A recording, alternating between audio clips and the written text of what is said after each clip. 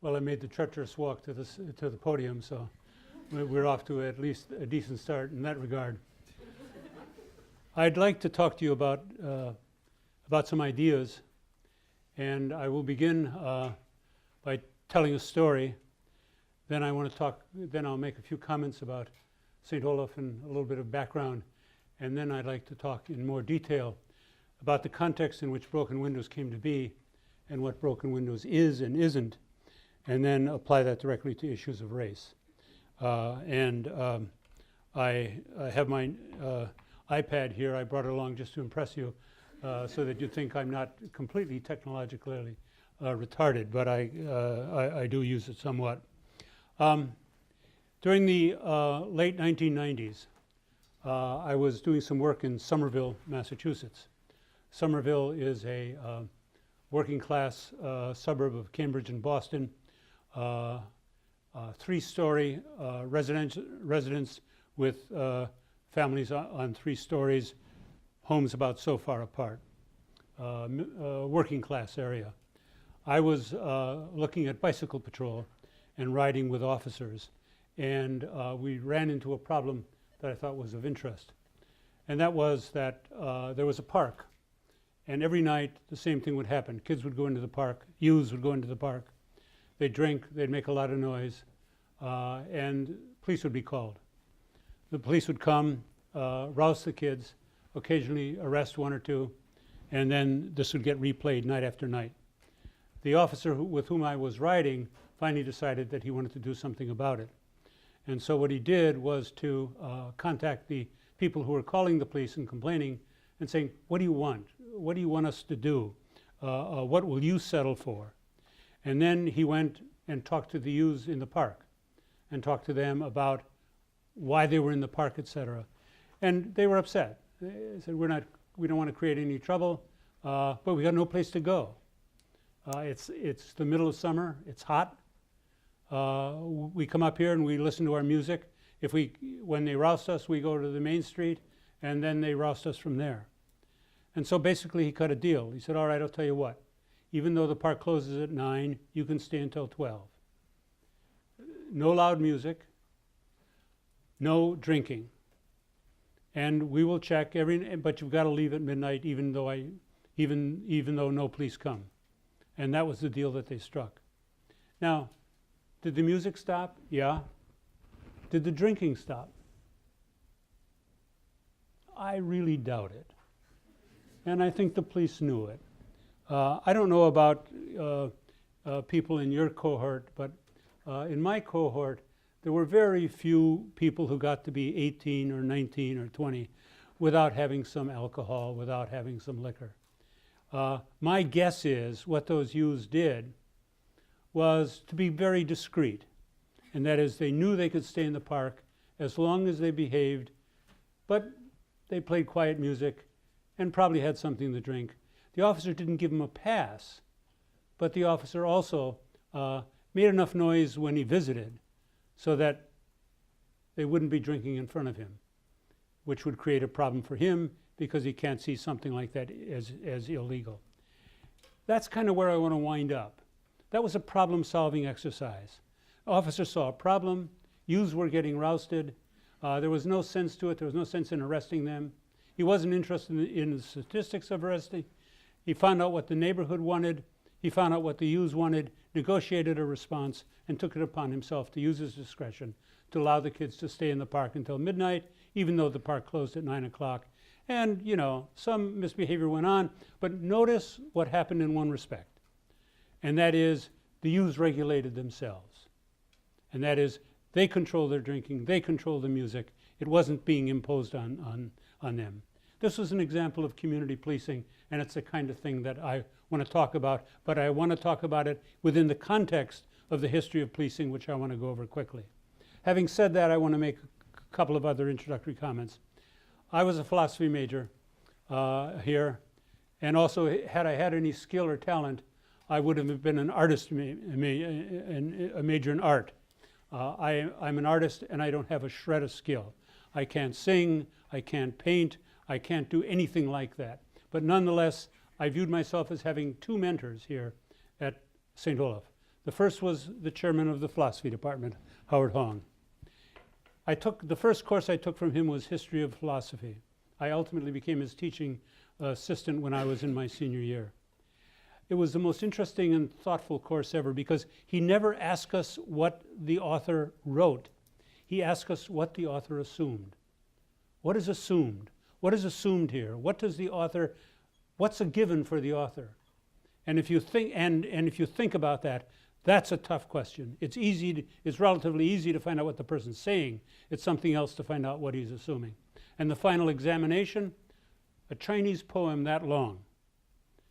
And the question was, what is assumed by this poet? That was the sole question. I think Howard Hong helped me to think immeasurably. The second person who influenced me enormously, who I consider a mentor, was Arnold Flatten. And again, I was an artist without any talent, but Professor Flatten emphasized that you have to swim in the stream of tradition, but oftentimes you have to swim upstream. And I'd like you to think that that's some of the things, some of the times, in some of my work, I've been in the stream of tradition, policing tradition, but I've been swimming upstream. And my colleague here, Bob Flatten, Professor Flatten's son, and I have been friends, even surviving my use of his father as a mentor. But let me move on to one other thing. Are there any people here from Carleton? Oh, I see. I see. Well, I want to apologize to you. In the fall of 1953, on a rainy night, a homecoming night for Carleton, my roommate, Charlie Hillstrom, who sadly is now deceased, and I, we painted your water tower. We put St. Olaf College on it. It was a rainy, windy night. The ladder was greased, and my faith in God increased enormously because I got up there and I got down and I survived. I thought there must be some meaning to all of this. But anyway, those are my two St. Olaf stories, and I won't burden you with any more. American policing is based on Anglo-Saxon policing. Anglo-Saxon policing was created during the late 18th century and early 19th century. And the issue was, how do you police in a democratic society, in urban and industrialized society? Up until then, social control, crime control had been basically handled in an agrarian society by the community itself. Certain people were set aside, the tithes,men, etc., and their responsibility was to protect the village or protect the community. And if anyone did anything wrong, the community generally knew of it. But that model in London simply didn't work.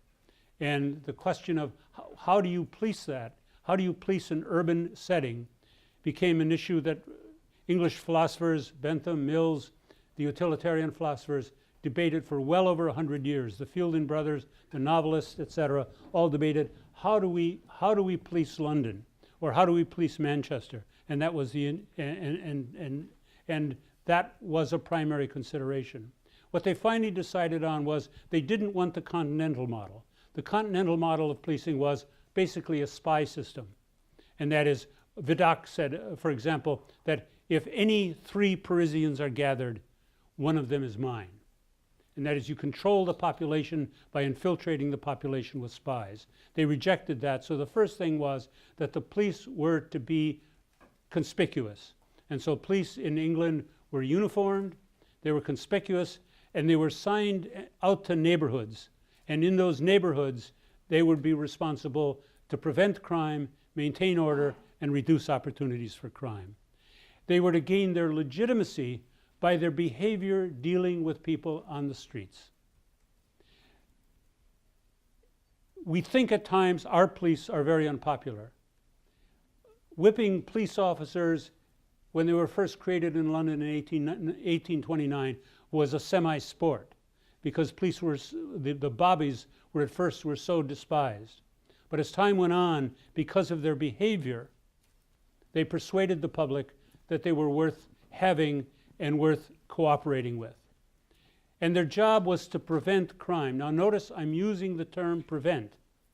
I'm not using the term enforcing laws. Their job was through persuasion, and that is convincing people to behave, through their presence, and by reducing opportunities for crime, to prevent crime. The measure of success that they were supposed to be, that was supposed to be used was that they were not, was the absence of crime. That was the primary goal, and at first there were no detectives, because the job of police was to prevent crime, not to investigate it after what happened. That model of policing transferred itself in some forms to the United States. Uniformed police, patrolling on beats, but it was very different in the United States because police were overlaid on the political structure of the United States at that time. And at that time, cities like Boston, New York, even a little bit later on Milwaukee, Minneapolis, were really collections of tribes. And that is, you had, in New York, you had Jewish neighborhoods, you had other ethnic neighborhoods, Irish neighborhoods, Italian neighborhoods, and each area almost had its own police force because the same structure of neighborhoods, police were overlaid on the political structure of cities. And so you had basically police very local, very decentralized, very close to the general public. The good news is that they were close to the public. The bad news was that they were vulnerable to corruption on those terms. But the basic mode of policing, and again in the United States, was to patrol by foot in neighborhoods. And that was the basic idea of policing, and it was to be done conspicuously, and it was not to be done secretively. However, the idea of persuasion was not one that, and this is where we start setting up things for what's to follow. The focus on dealing with the community was not persuading the community, but by overpowering the community, by being tougher than the community. One of the stories was, the first job of a patrol officer was to go to the corner, find the toughest gang, and beat the shit out of all of them. That was the idea that at that point he could control because he was that tough. And I'm using he advisedly because these were just men police at that particular time. But the whole idea was you gain legitimacy through local politicians and the preemptive use of force. And so nowadays, when you see some of the stuff that we've seen on television, when you see against the wall, hey, up against the wall, asshole, what we're seeing is that preemptive use of threat, the preemptive use of force or threat of force to gain control of a situation, in contrast to the London Bobby, where the London Bobby would try and persuade a person to accept the control offered by the police official. But shortly into the 20th century, we began to develop the use of automobiles in policing, and that was you could patrol a bigger area, you could patrol multiple areas, you could move more swiftly through the street, you could get out of the rain, you could store your equipment in the car, and very slowly we went from a model of foot patrol towards a model of riding around in cars. And then an idea developed, and it was developed by an author by the name of O.W. Wilson. An idea developed that police could police in cars by creating a feeling of police omnipresence. And that was by police moving rapidly and unpredictably through city streets. They could create a feeling that they're always there or always about to be there, and that would have great preventive value and prevent crime, deter the bad guys, and reassure the good guys.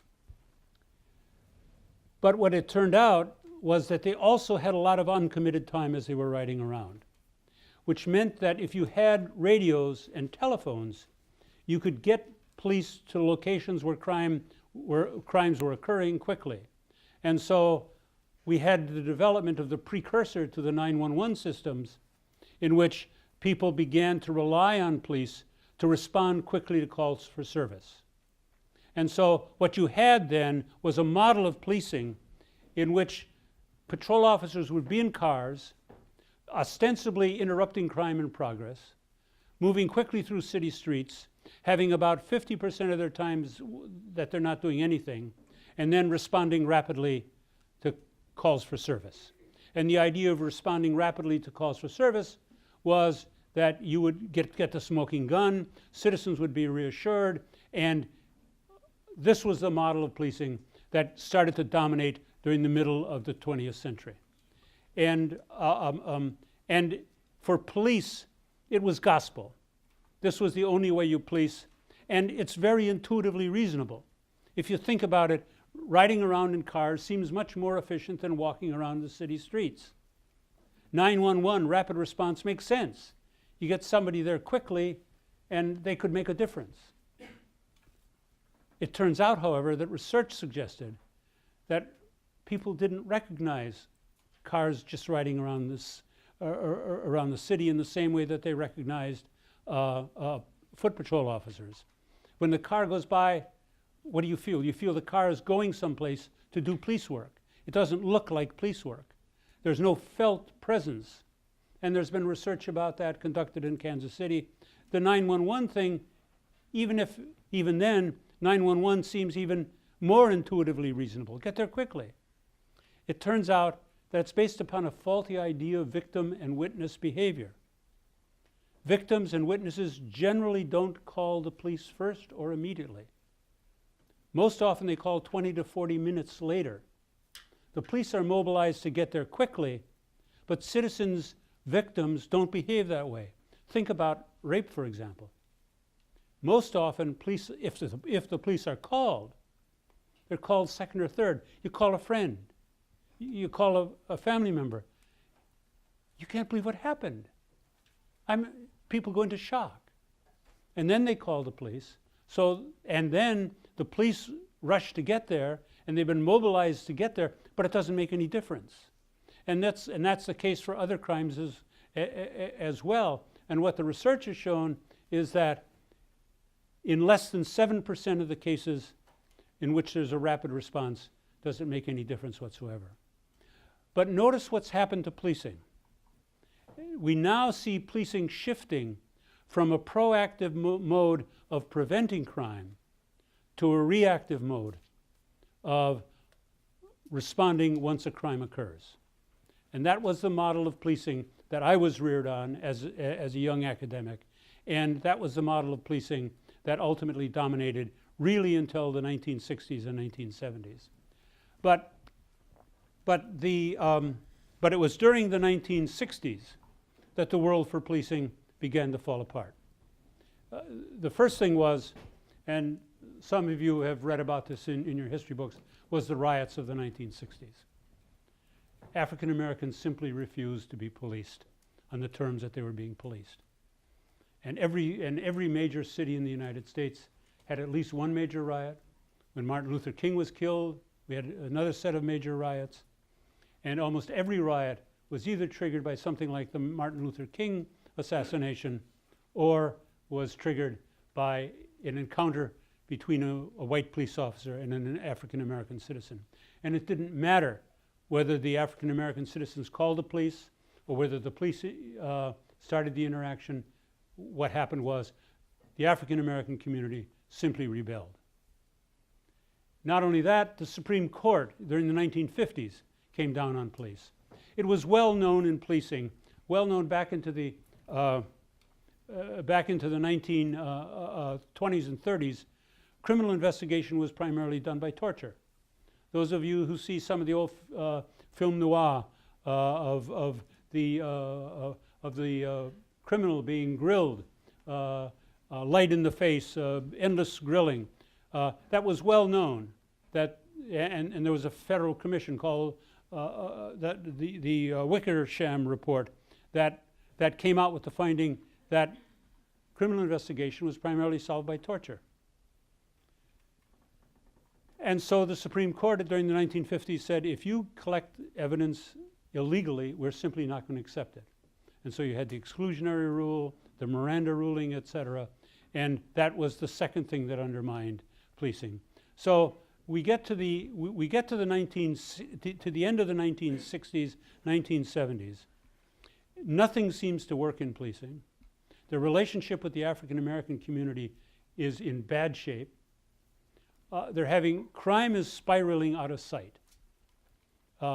And I know that crime for you is not the issue that it was starting for me when I was in my 20s during the older than that, during the 1960s, 1970s. You have no idea at times how bad some neighborhoods were. I began work in New York City during the 1980s, and I will talk a little bit more about that later. But on every basis, community confidence, legitimacy, criminal investigation, police were simply in bad shape. And those of us, both consultants, police themselves, began to think about what kind of policing can possibly work. And so we began to think about the first stages of community policing 1. But let me make one other major point that I neglected. I'm sorry, just got distracted by a very interesting sign. It says disorder as a euphemism for race. I will talk about that. But where was I? I'm having a senior moment. I really am having a senior moment. It's not Alzheimer, don't worry about it. Just help me find out where I am, that's all. What was the last point I made? Your last point was you needed to make one more point. Oh, I know, I don't want to talk about it. In the 1960s, thank you. You all flunk outside of the, in the 1960s, there was a major report that was published by the US government on the problems of crime and delinquency and policing in the United States. And basically, the most interesting findings at that time had to do with race. And that was that police departments weren't hiring African Americans, minorities. They weren't hiring women. At that time, even when that report came out, the idea of women patrol officers was still a pretty alien concept. And that if African Americans did get into police departments, they weren't getting promoted. And so so the report came down very hard on police departments about the issue of race, with certain kind of expectations or standards that police departments should be working towards in terms of having minorities, and ultimately it turned out women as well. That was the most interesting part. But generally the approach towards crime at that time was that crime was caused by poverty, racism, and social injustice. And that idea completely dominated thinking about how crime was how crime developed.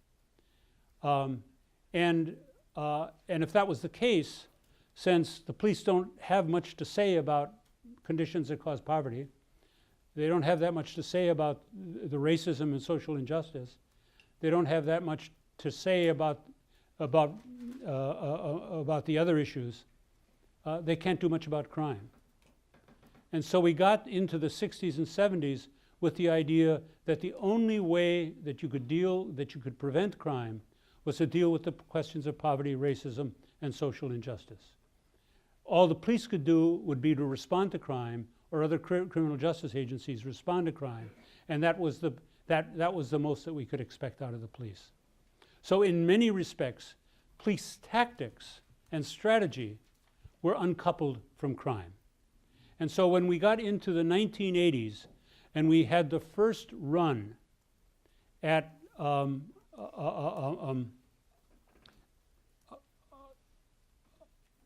community policing, it was uncoupled from crime. And the idea was that the police may be able to help solve some problems. The idea is that the police can work more closely with communities, but the police were viewed as relatively helpless dealing with crime. And this was a broadly shared view, and if you look at textbooks from the 60s, 70s, almost into the 1980s, when you start talking about community policing, et cetera, is we can do a better job relating to minorities. We can do community relations. We can do a better job solving some problems. But about crime, we have to wait almost for this social revolution. And those were the circumstances for the first stages of community policing, what I call community policing 1. It was in the 1990s, however, that some ideas came together, including broken windows, and I will be moving into that now. Some ideas came together that recoupled police and crime and led to, in many people's mind, including mine, the tremendous decreases in crime that have occurred since. And had anyone told us in the 1980s that we would have the crime drops that we had during the early 1990s, none of us would have believed you. But there were 5 big ideas that came to the fore during the 1990s that changed policing radically. The first idea was that the police deal with problems. They shouldn't be dealing with incidents. Generally, the view was the police would get a call, there'd be some incident, they'd respond to the incident, and then they'd go their way. As if there was no history to the incident, nor would there be any future to the incident. Now, in many respects, many police understood that this was wrong, because many times when I'd be riding with police, they'd get a call to a house and they'd say, this couple is going at it again. They had been there before, the couple was fighting, there was abuse of the spouse, and they'd go in, they'd deal with it as quickly as they could. The organizational pressure was to be in service. Police had this interesting phrase, if you're riding a car around doing nothing in a car, you're in service. If you're out dealing with citizens, dealing with any problem, you're out of service. And the organizational pressure was to get back in your car so that you're available for the next call. So the police would go in, handle this incident quickly, get away as quickly as they could. And in minority communities, they'd even move more quickly to get in and to get out, because most of the officers were white, and they didn't particularly want to deal with the problems in African American communities. And I can talk more about that both as we progress and during the question and answer period. The idea, however, was that if there has been a past and there's going to be a future, then why wait? Why not do something about it? Why not do something about the problem? If you're called twice to a domestic abuse, these statistics won't be right, but they'll be somewhat close. If you're called twice, it's 50% likely you're going to get called a third time. If you're called a third time, it's probably 75% likely you're going to get called the next time. Why wait? Why not deal with the problem?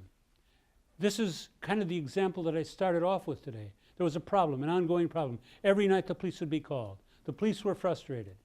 Citizens were frustrated. They weren't happy with the police response. The kids were frustrated. They approached it as a problem. Why not do something to solve the problem? That the unit of work in policing is probably probably should be the problem, not just the incident. And so within policing, a whole approach called problem solving developed.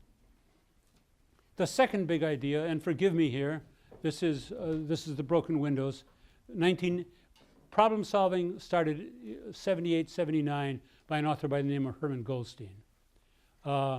1982, James Q. Wilson and I published Broken Windows. I'm going to skip over Broken Windows and come back to it because I want to dwell at it at considerable length. But Broken Windows basically is a metaphor, and it goes like this. Just as a broken window left untended is a sign that nobody cares and leads to more broken windows and more damage, so disorderly behavior and conditions left untended is a sign that nobody cares and leads to fear of crime, more serious crime, and ultimately urban decay. That's the metaphor. In sum, it says, minor offenses matter, and something should be done about that. But I will return to that as I go through the other points. The third big idea was what was evolving out of the 1960s, and in many respects is an ancient idea in Anglo-Saxon policing. And that is, you cannot police a community without the consent of the community. We saw that during the riots of the 1960s, and we're seeing some of that right now. The withdrawal of consent, the police considered as illegitimate, and citizens refusing to be policed on those terms. So that idea was, at minimum, you have to seek consent or legitimacy from the people you're policing in a democracy. You can't do it otherwise, given the restrictions that we put on police. And now with the cameras and everything else, you certainly can't do it, which is good news.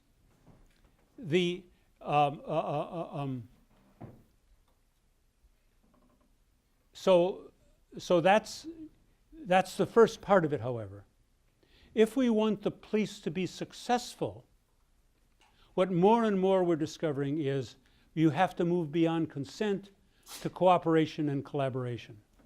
Now, I've been involved in a lot of problem-solving exercises, a variety of police departments. Some of them, when we talk about broken windows, I'll talk about. Unless you identify proper partners, a good share of the problems cannot be solved. And let me just give one example. And I will go over this a little bit again. That is, during the late 1980s, I was asked to do something about the problem of disorder in New York City subway. Later, 30 years later, I was asked again to come back and look at what the problems were. They were very different. During the 1980s, the primary problem in the subway, and you had to see it to believe it, and I'll describe it later, was lawlessness. It was an environment completely out of control. When I visited it just a few months ago, it was an orderly system. 1.5 million more passengers regularly using it. But there were still people lying on the ground. There were emotionally disturbed people. There were alcohol and drug abusers. And something had to be done. They were the broken windows of the subway at that particular time. The options, now listen to me, don't shake your head yet. The options that the police had were to take somebody to a shelter, and they didn't want to go, to arrest them or to ignore it and walk away. The response of the department was, who ought to be our partners? This shouldn't be a police responsibility. The police have to be out there and protect these people. They have to go out and identify them and get help for them. So what did we do?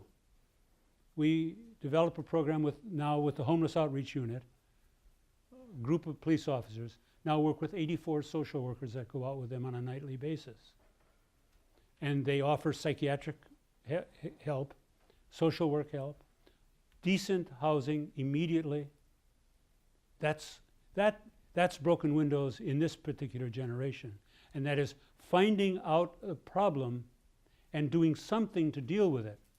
The confusion about broken windows has been that, and it became this in some locations, was that it's an arrest mechanism. That is, you spot somebody committing an offense and you arrest them. I will talk more about that. But the point that I want to make here is, for the police to succeed in the subway, they needed to have the collaboration of other agencies. They needed partners. And depending upon the problem, they need different partners. And so when you deal with any problem, one of the first questions is, who is the proper partner? I worked in Los Angeles and Skid Row. A lot of gang members doing bad stuff. Police know how to deal with that. A lot of very tragic human beings, emotionally disturbed, etc. We couldn't get the mental health community even to meet with us to talk about developing a program for those people in Skid Row. Anyone here from LA? You know Skid Row, yeah. 20 square blocks. And at night you'd think you were in a third world country. Bonfires in the middle of the streets, a tent community, just an environment completely out of control, open drug dealing. The missions there, begging people to help us deal with this problem because they walk out of the mission in drug treatment and there are people dealing drugs, trying to sell drugs to them. It's an environment out of control. But we couldn't get the mental health community. And to carry it even farther, one of the people on the street was dropped there in hospital garb off a gurney and just put on the street. And I have pictures of that. I don't have them with me, but I have pictures of that. So,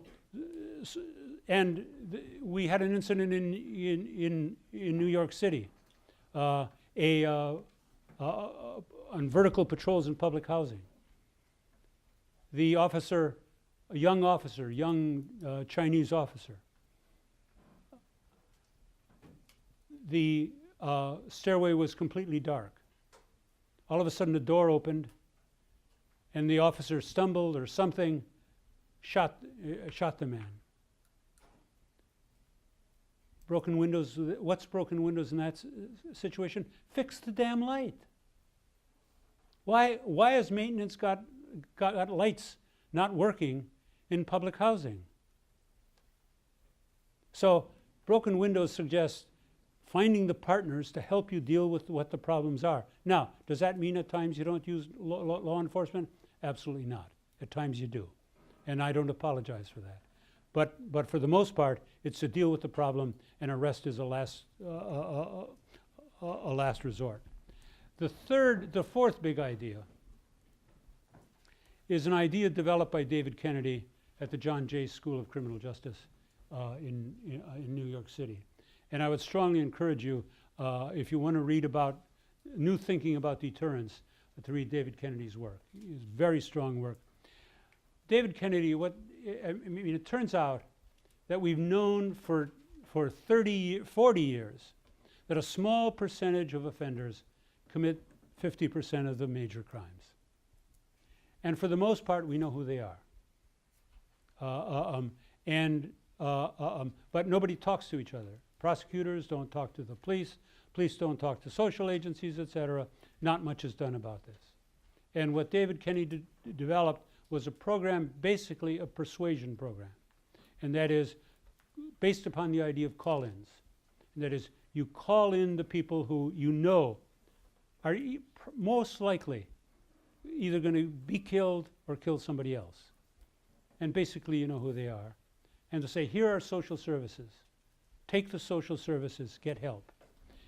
But if you don't, if you commit a violent offense, we're not only coming after you, but if you're in a gang, we're going to go after the whole gang. Take the help. Take the help. Now this idea, in my mind, is a big idea because it returns to the idea of persuading people to behave. To be sure, there's or else. But there are people who will only respond to or else. Not many. It's a small population. But the opportunity is given. And David has done this with great success. Richmond, he's done some work in Minneapolis. He's done work in Newark, and now he's in New York City as well. The fifth big idea is what's called CompStat in New York City.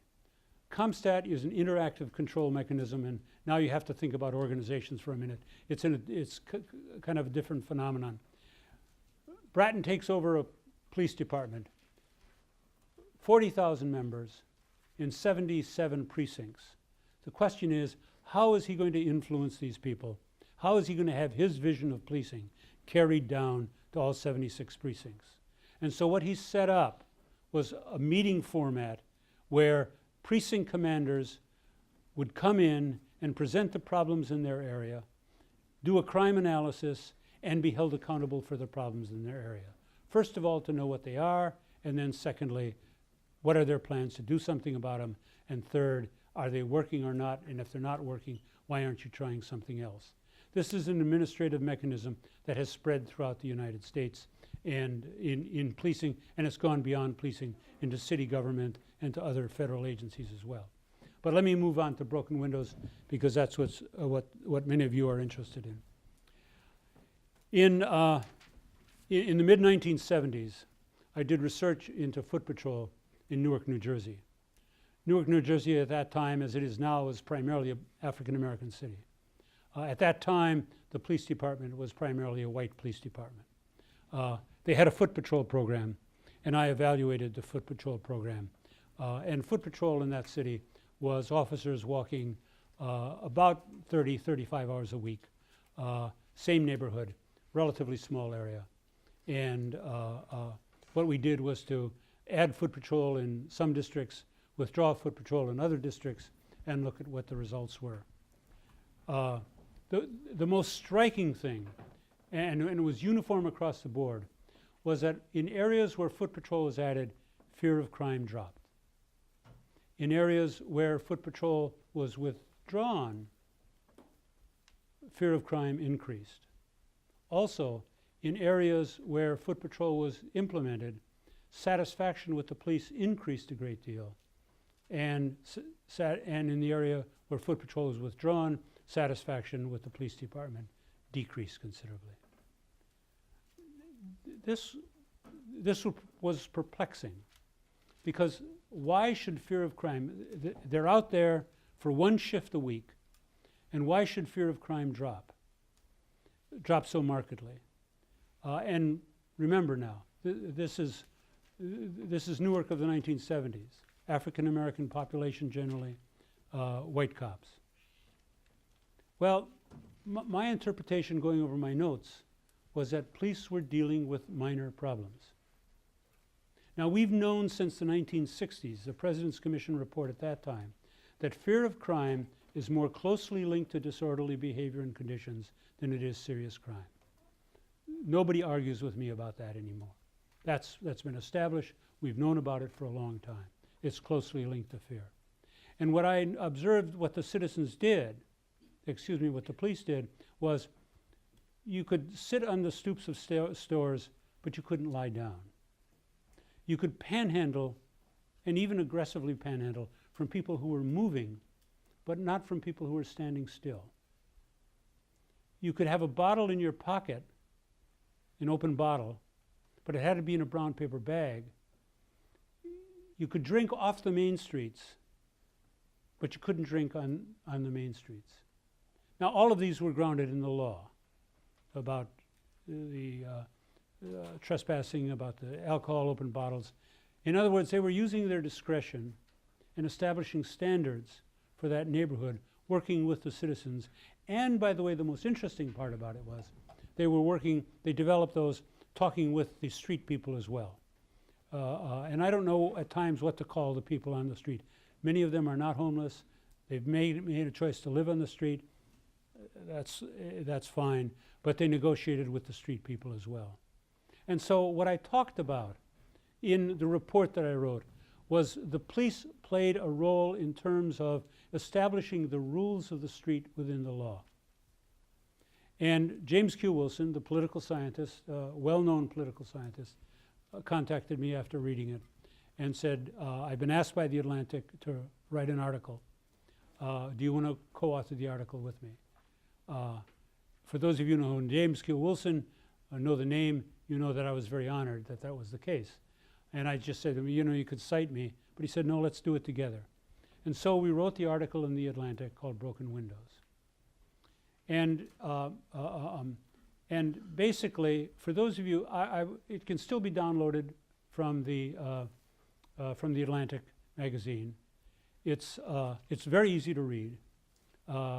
And if you read it, you realize that Jim and I are struggling with a lot of the issues that are being wrestled with right now. And that is, there are issues of equity. There are serious issues of equity. Why do you arrest one man for urinating against a building and not arrest another man? What kind of discretion? How do you prepare officers that they can make that decision? Now, I believe there are ways to answer that, and I'm perfectly happy to answer that question. But it raises those kinds of very tricky issues. And we tried to write very frankly about the problems that broken windows could present as well. You see, broken windows is nothing more than police order maintenance activities that we gave a new name to. And the metaphor caught on. Order maintenance has always been an important function of the police. But order maintenance in the past has been seriously abused. What we're seeing now in terms of the abuse of broken windows, or the abuse of broken windows, is a far cry from how bad it was at one time. And it primarily affected African Americans. And this is where I think this history is important. The black codes kept African Americans in the United States under virtual slavery well into the 20th century. I'm sure there are people in this room who have great-grandparents who understood, who experienced this. African Americans would be arrested for disorderly conduct or something like disorderly conduct, given a fine that they couldn't make, and then were sent out to work off those fines working for farmers in almost the same terms as slavery. And that existed well into the 20th century. And so anyone getting involved in the idea of order maintenance, you automatically go into that very wary, because it is a powerful tool that has enormous potential for abuse. But every powerful tool has that. Detective work is a powerful tool subject to abuse. If you have a powerful tool subject to abuse, you work hard to make sure that it can be developed. That it can be used properly. During the 1980s, there wasn't a whole lot of attention given to broken windows. A few academics criticized it, not very substantially. It wasn't until I got involved in the subway in New York City in the late 1980s. And you had to see the subway at that time. You never will. In some respects, it's a shame. I suggested that we let one train remain graffiti covered, because every window of every train, every surface was covered with graffiti. 250,000 people a day weren't paying their fare. It was a trivial offense, $1.15. Multiply that times 250,000 a day, and you realize what you're doing to your transportation system. What can be done? How should it be done? But I was told by the head of the transportation department, by the police, etc., that the problem was homelessness. If you went into the subway as an outsider like I did, it wasn't homelessness. The problem was lawlessness. Panhandling, fine, as long as you don't bother people. Panhandling like this, a cup up against a woman's nose, demanding money. The woman says, at the next stop, there's a shelter, and they're serving food now. Keep your fucking mouth shut, bitch. Women just gave up using the subway because there was so much groping. It was a lawless environment. We had to restore order. Order was restored, but let me tell you how we dealt with it, first of all. Well aware of the consequences, the powerful tool. 250,000 people a day were not criminals. A lot of people were decent people who were irritated with the service, didn't think it was good service, saw everyone else doing it, were jumping the turnstiles. Why should I wait 10 minutes for the next train? Everyone else is jumping, I can jump too. And we didn't want to be jailing, ticketing, or taxing, as it were, people who got into bad habits. So for 3 weeks we went on the radio, on TV, and we made announcements. At such and such a time, we are going to be cracking down on fare beating. And then so that people could be warned so they could change their behavior. There was no desire to arrest anyone. The second thing that we did was, once we got people backing off, we were concerned about still people making the mistake, not listening or not believing us. In New York City, if you're arrested and taken down for booking, your whole day is shot. Whether you land in jail or not, your whole day is shot. And so you lose your salary. Some people might even lose their job. What we did was to develop booking buses and take the booking buses to stations where we were cracking down. And if somebody didn't pay their fare, they were brought up to the booking bus.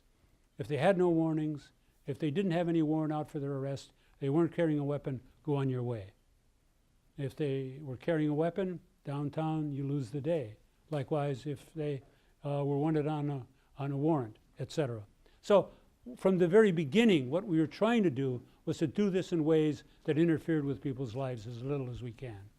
Now, did broken windows get out of control in some areas? I shudder at times when a chief will say, I read broken windows last night, and tomorrow we're going to start broken windows in X police department. That's really scary, because you got to train people. Please, I got to shut up soon. Excuse me. In fact, I've gone too long. Think of you're a police officer. You're riding around in a car. You get 4 calls. Basically, the average is about 4 calls a day. Police think they get a lot more, but on the average, it's 4 calls a day. The only contact that you have is with very troubled and troublesome people. A lot of the cops are scared. That doesn't justify a lot of the things that we've seen, but nonetheless, they're scared. They have a view of the world that's simply wrong. But it's what they're fed day in and day out. And that's why it's so important that we get police out of their cars and re-police city streets. What's going on with the recent spates of shootings of African Americans, we can only feel sad and depressed, and work harder to try and do something about it, both from inside and outside. In my mind, what we have is the correct. One last comment, and then we can go to any questions or comments. What has happened in many places is that broken windows has been practiced outside of community policing. For me, you can't do good broken windows outside of community policing. You've got to be working with citizens. You've got to be working with the community. You've got to work closely with citizens and community. So the tactics, if you're not working with the community, the tactics are driving the strategy rather than the strategy driving the tactics. Community policing is a big idea. It's the biggest idea in policing. Broken windows is an idea. It's a tactic. It's what's done. The strategy should constrain and control and push forward on the tactic. And that's what we're struggling with now in New York City. And if you look at the stats in New York City, all the arrests are declining, all the complaints are declining. All those indicators are in steep decline. We're working very hard at that, but we got a long ways to go. But final comment. With our decentralized policing, with our accountable policing in a democracy, we have some of the finest policing in the world. With our decentralized policing, with our democracy, we have some of the worst policing in the world. And that's the story at the present time. I think I'm open for questions, comments.